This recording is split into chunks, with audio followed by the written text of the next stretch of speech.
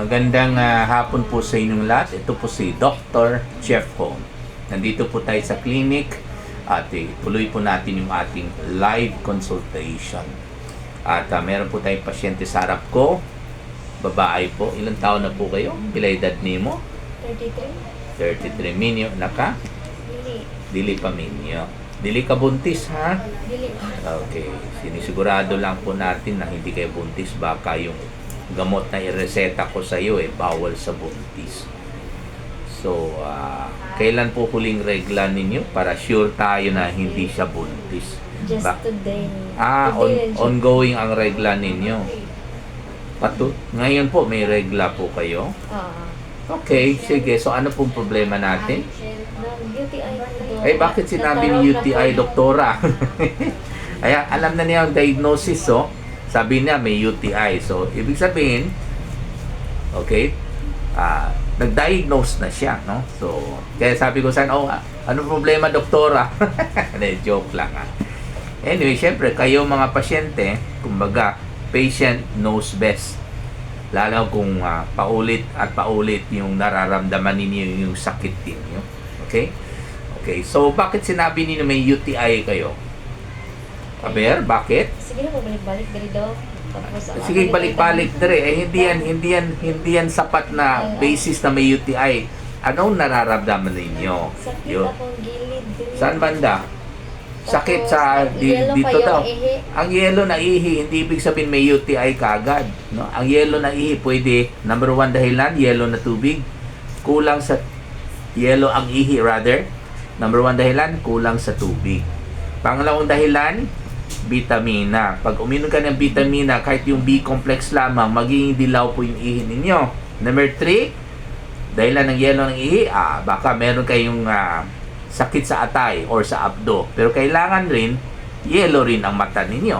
Yellow ba ang mata ninyo? Hindi. So, out na yon. So, syempre, hindi sapat na basehan na dilaw ang ihi ninyo, kaagad-agad, mag-isip kayo na, baka may UTI ako. Hindi po, ha? At kung may UTI, hindi talaga yellow lang ang ihi. In fact, ang transparency ng ihi ay hindi po, transparent rather, no? Kundi, tawag nito? Medyo cloudy. Sa Bisaya, lubog. Basta cloudy.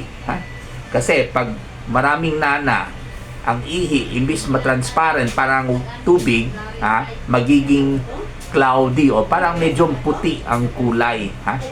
Okay? Pag mag-ihi po kayo, masakit. Medyo yung katapusan ng ihi, masakit. Konti lang. Konti lang. Pakunti-kunti lang. So, pagkatapos ng pag-ihi, parang gusto kayong umihi ulit, parang ganon. Feel ninyo na parang meron pang natira, ganun po ba? May dugo po ba sa huling patak? May dugo Wala. po. Masakit po ba sa huling patak? Wala. Hindi rin. May lagnat po kayo? Wala. Hindi kayo giniginaw? Minsan. Minsan giniginaw. So, kailan na sumakit dito? Ano pa niya? 3 days ago. 3 araw daw. Kailan kayo parang giniginaw? Ilan araw na po yung giniginaw kayo? Itong isang adlaw. Meaning to say 2 days ago. Ever since, hindi kayo giniginaw. 2 days ago lang kayo giniginaw. Pero wala kayong feeling na parang mainit yung katawan ninyo pagkatapos ng ginaw? Parang lagnatin. Okay. So malamang may lagnat siya. Although hindi siya dyan check. Pag giniginaw ang isang tao, pwede lang kung malamig ang panahon o sobrang lamig yung aircon. Hindi naman po, no? Hindi kayo nag-aircon. Sa office. Sa office.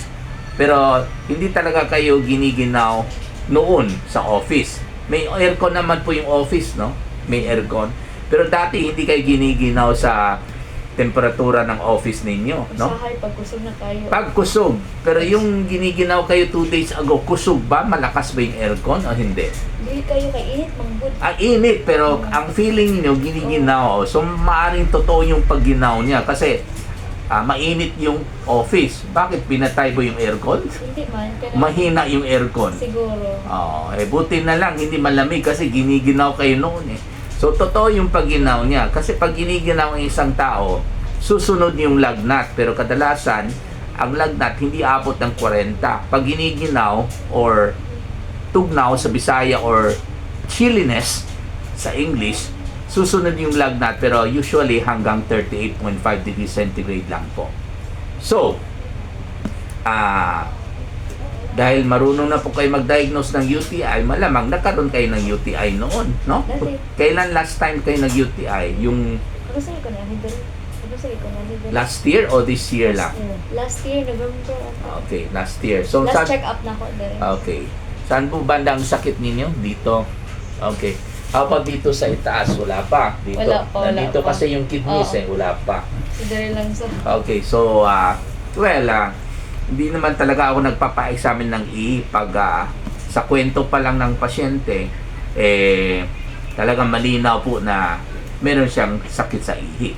Yung nireklamo niya, yung pag-ihi syempre, bakit mag-isip pa tayo na meron siyang ibang sakit? Yung sakit ng puwet o lamranas, hindi naman makapahirap sa pag-ihi ng pasyente, di ba? Hindi naman inuubo ang isang pasyente na may UTI, kaya hindi na kailangan magpa-examine pa ng ihi, lalo na kung nagre-regla po yung ating pasyente. So, syempre, magkakaroon ng maraming dugo yung ihi niya, so hindi na po accurate ang result ng ihi niya.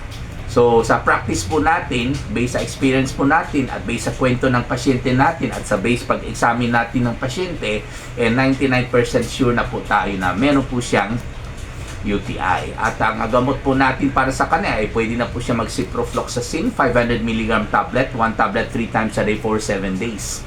Dahil po natatakot ako na paakyat na po yung infection niya dahil nandito na yung sakit kung ang infection niya sa UTI ay nasa baba lang, lower urinary tract infection, dapat nasa puson pa lang ang sakit, no?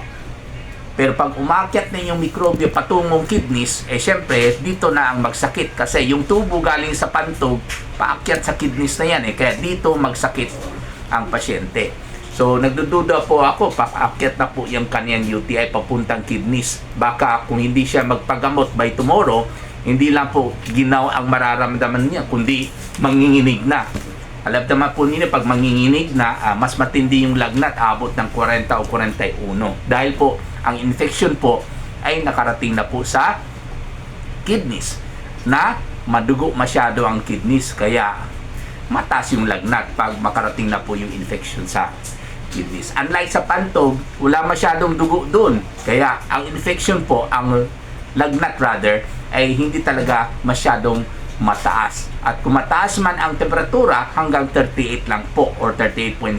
At syempre, mauna talaga yung ginaw.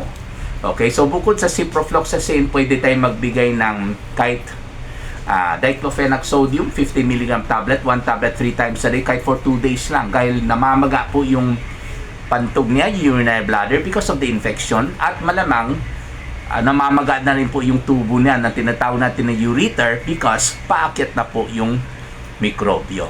At syempre, ang bawal sa UTI, walang iba. Number 1, matamis. Soft drinks, juice, chocolates, candies, ice cream, leche flan, halo-halo, bawal na po yan. Mga maalat, bawal yan. Patis, toyo, bulad or tuyo, bagoong or alamang, bawal po yan. Okay, so hindi po totoo na dapat magbuko juice. Para sa akin po, pagdating sa UTI, bawal po yung buko juice. Okay, magpalala po yan ng UTI. Hindi po totoo na ang buko juice po ay nakakatulong sa UTI. As a matter of fact, yung asim ang pabor sa UTI. Yung alkaline, katulad ng buko juice, ay nagpalala ng UTI. Kaya po, yung cranberry juice na maasim, talagang nirecommend yan sa UTI. Kaya lang po, important ng cranberry juice, mahal wag na lang po. Doon lang tayo sa mura, walang iba kundi tubig lamang. Kasi inom kayo ng tubig, labas ng labas yung ihi, syempre, nililinis na rin yung pantog ninyo. Habang lumalabas yung ihi, inaalis na niya yung ng ihi, yung mikrobyo na nasa pantog ninyo. Okay, so syempre, bawal yung magpigil ng ihi. Sa Bisaya, magpugong ihi, bawal po yan. At ang pinakabawal sa lahat, late matulog. Kasi po, magiging matapang yung mikrobyo. Baka po, matatalo po yung ating antibiotic. Bawal late matulog, bawal mapapagod. No? Okay? So, maraming salamat po.